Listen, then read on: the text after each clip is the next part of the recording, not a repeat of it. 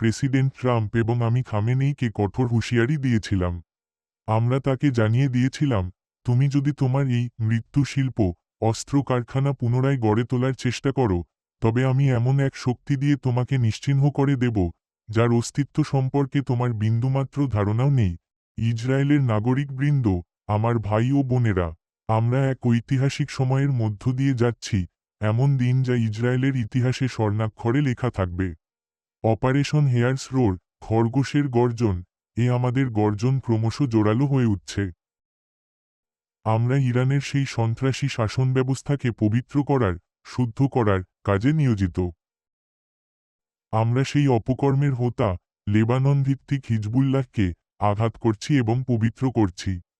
Israel ও যুক্তরাষ্ট্রের বাহিনীর এক নজিরবিহীন সমন্বয়ের মাধ্যমে আমরা বিশাল সব সাফল্য অর্জন করেছি, এমন সাফল্য যা মধ্যপ্রাচ্য এবং তার বাইরের ক্ষমতার ভারসাম্যকে বদলে দিচ্ছে। এই সাফল্যগুলো ইসরায়েলের অবস্থানকে অতীতের যেকোনো সময়ের চেয়ে অধিক শক্তিশালী এক শক্তি হিসেবে প্রতিষ্ঠিত করছে। আর আমাদের শক্তির তুলনায় আমাদের শত্রুদের শক্তির ক্ষেত্রে ঘটে যাওয়া এই নাটকীয় পরিবর্তনই আমাদের অস্তিত্ব নিশ্চিত করার মূল চাবিকাঠি। হুমকি আসে, আবার চলেও যায়, কিন্তু যখন আমরা একটি আঞ্চলিক শক্তিতে এবং নির্দিষ্ট কিছু ক্ষেত্রে একটি বৈশ্বিক শক্তিতে পরিণত হই, তখন বিপদ প্রতিহত করার এবং আমাদের ভবিষ্যৎ সুরক্ষিত করার ক্ষমতা আমাদের হাতেই থাকে।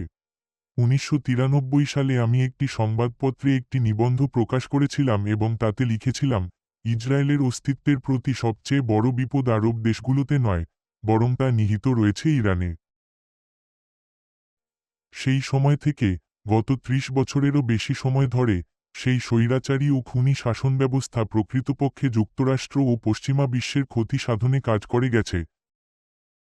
তবে সবার আগে ও প্রধানত তারা কাজ করেছে ইসরায়েলকে ধ্বংস করার নিজস্ব পরিকল্পনা বাস্তবায়নের লক্ষ্যে। তারা এই কাজটি 3টি স্তরে সম্পন্ন করেছে। প্রথমত, তারা হিজবুল্লাহ, হামাস, হুথি গোষ্ঠী, আসাদ সরকার এবং অন্যান্য সন্ত্রাসী দলের সমন্বয়ে একটি অশুভ অক্ষশক্তি গড়ে তুলেছে।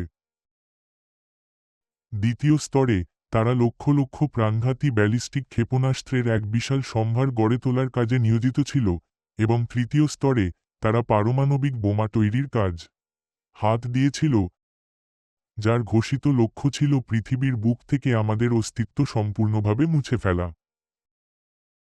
তবে না, তারা কখনোই তা করতে পারবে না। ইসরায়েলের প্রধানমন্ত্রী হিসেবে আমি বহু প্রকাশ্য ও গোপন অভিযানের নেতৃত্ব দিয়েছি, যা ইরানের অগ্রযাত্রাকে বিলম্বিত করেছে এবং তাদের সক্ষমতা কেড়ে নিয়েছে। কিন্তু এখন সেই সময় সমাগত, যখন আমাদের নিজস্ব সামরিক, প্রযুক্তিগত এবং রাজনৈতিক সক্ষমতাকে এমন পর্যায়ে উন্নীত করতে হবে, যাতে আমরা ইরানের ওপর সজোরে আঘাত হানতে পারি এবং আমাদের কাছ থেকে সব ধরনের হুমকি দূরে সরিয়ে রাখতে পারি। এই সমস্ত প্রচেষ্টা এখন এসে মিলিত হয়েছে পুনর্জন্মের যুদ্ধ, ডগ নেশন, এবং বর্তমানে আর্যদের গর্জন এর ধারায়। পুনর্জন্মের যুদ্ধ, আমরা সেই অশুভ অক্ষশক্তিকে মারাত্মকভাবে ক্ষতিগ্রস্ত করেছিলাম। যদিও তাদের অস্তিত্ব এখনও টিকে আছে, তবে তাদের সক্ষমতা এখন অনেকখানি হ্রাস পেয়েছে। আমরা আমাদের এই কাজ সম্পন্ন করতে ইসরায়েলের সকল নাগরিকের, বিশেষ করে উত্তরাঞ্চলের বাসিন্দাদের নিরাপত্তা নিশ্চিত করতে প্রতিশ্রুতিবদ্ধ। আমরা যেমনটা করে আসছি এবং ভবিষ্যতেও দক্ষিণাঞ্চলের বাসিন্দাদের জন্য করে যাব। হিজবুল্লাহ আমাদের শক্তির দাপট অনুভব করছে এবং ভবিষ্যতে তারা তা আরও তীব্রভাবে অনুভব করবে। তাদের এই আগ্রাসনের জন্য তাদের অত্যন্ত চড়া মূল্য দিতে হবে। এক লাভী অভিযানের মাধ্যমে আমরা প্রথমবারের মতো এমন একটি পথ উন্মুক্ত করেছি, যার সাহায্যে ইরানের বিশাল ক্ষেপণাস্ত্র ভাণ্ডার এবং নতুন ক্ষেপণাস্ত্র তৈরির কারখানা উভয়কেই ব্যাপকভাবে ক্ষতিগ্রস্ত করা সম্ভব হয়েছে। ইরানের পারমাণবিক প্রকল্পের ক্ষেত্রেও আমরা একই পদক্ষেপ নিয়েছি, যার অংশ হিসেবে আমরা ইরানের শীর্ষস্থানীয় বিজ্ঞানীদের, যারা আমাদের ধ্বংস করার উদ্দেশ্যে তৈরি পারমাণবিক বোমার গবেষণার নেতৃত্ব দিচ্ছিলেন, মারাত্মকভাবে ক্ষতিগ্রস্ত করেছি। তারা এখন আর বেঁচে নেই। প্রসঙ্গত উল্লেখ্য, সম্প্রতি আমরা আরও কয়েকজন বিজ্ঞানীকে নির্মূল করেছি। এক লাভী অভিযানের পর প্রেসিডেন্ট ট্রাম্প এবং আমি খামেনেইকে কঠোর হুঁশিয়ারি দিয়েছিলাম। আমরা তাকে জানিয়ে দিয়েছিলাম, তুমি যদি তোমার এই মৃত্যু শিল্প অস্ত্র কারখানা পুনরায় গড়ে তোলার চেষ্টা করো, তবে আমি এমন এক শক্তি দিয়ে তোমাকে নিশ্চিহ্ন করে দেব, যার অস্তিত্ব সম্পর্কে তোমার বিন্দুমাত্র ধারণাও নেই। কিন্তু সে আমাদের কথায় কর্ণপাত করলি না, উল্টো সে তার আকার রোমানবিক ও ক্ষেপণাস্ত্র কর্মসূচি পুনরুদ্ধারের কাজ আরও দ্রুতগতিতে এগিয়ে নিতে শুরু করল, এবং এবার সেগুলাকে উঁচু উঁচু দালান কোঠায় ঘেরা শহরের নিচে মাটির অনেক গভীরে লুকিয়ে রাখার ব্যবস্থা করল। আমরা যদি তাৎক্ষণিকভাবে কোনো পদক্ষেপ না নিতাম, তবে মাত্র কয়েক মাসের মধ্যেই ইরানের এই মৃত্যু শিল্প যে কোনো ধরনের আঘাত বা ক্ষতি থেকে সম্পূর্ণ সুরক্ষিত ও ধরাছোঁয়ার বাইরে চলে যেত। ঠিক এই কারণেই আমরা, যুক্তরাষ্ট্র ও ইসরায়েল, একজোট হয়ে একটি যৌথ অভিযান শুরু করেছি। আমাদের জনগণের সুরক্ষার স্বার্থে আমরা আগে যা করেছি তারই ধারাবাহিকতা বজায় রাখার লক্ষ্যে।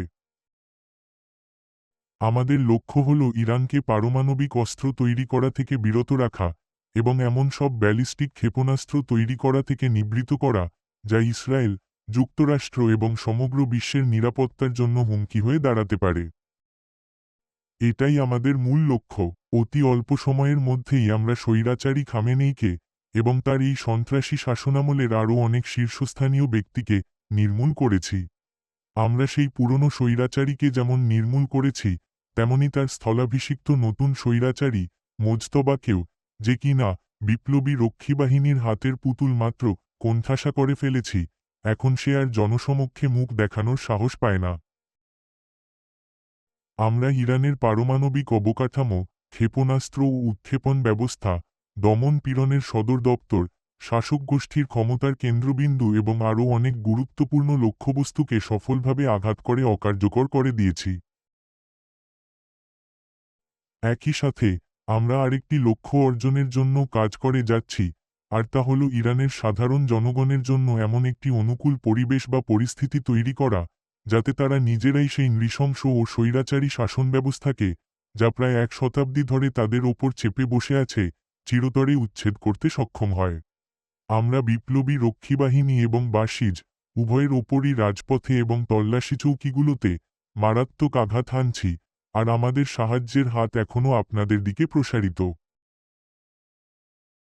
আমি ইরানের জনগণের উদ্দেশ্যে বলছি, সেই মাহেন্দ্রক্ষণ যখন আপনারা স্বাধীনতার এক নতুন পথে যাত্রা শুরু করতে পারবেন, তা ক্রমশই নিকটবর্তী হয়ে আসছে। আমরা আপনাদের পাশে আছি, আমরা আপনাদের সহায়তা করছি, তবে দিন শেষে সবকিছু নির্ভর করছে আপনাদের ওপরই, এর নিয়ন্ত্রণ আপনাদেরই হাতে। এখনই আমরা পূর্ণ নিশ্চয়তার সাথে এ কথা বলতে পারি যে, এটি আর সেই আগের ইরান নেই, এটি আর সেই আগের মধ্যপ্রাচ্য নেই, এবং এটি আর সেই আগের ইসরায়েলও নেই। আমরা আর অপেক্ষা করছি না, আমরাই উদ্যোগ নিচ্ছি, আমরাই আক্রমণ চালাচ্ছি, এবং আমরা তা করছি নজিরবিহীন শক্তি ও তীব্রতার সাথে। আমরা যুক্তরাষ্ট্রের সাথে এক অভূতপূর্ব মৈত্রীজোট গড়ে তুলেছি।